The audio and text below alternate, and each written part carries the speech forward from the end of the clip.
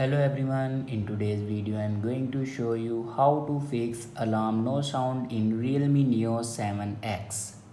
So let's start the video. First of all, open clock app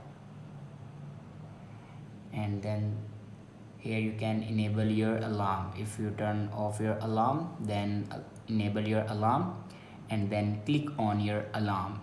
Now here you can see the option ringtone. Now click on it, and if you select none, then select your default ringtone.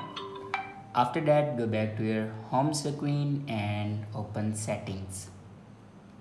In settings, scroll down and here you can see the option apps. Now click on apps and then click on app management.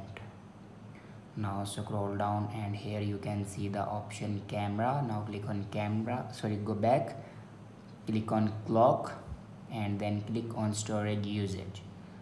Now here you can clear the data and cache memory of clock. After clear data and cache memory, then go back to the main page of your settings and click on system and update. On top you can see the option software update. Now click on it and here you can check your latest version will be updated or not. If it doesn't update to latest version, then update it to latest version. After doing these steps, your problem will be fixed. I hope this video is helpful for you. Thanks for watching.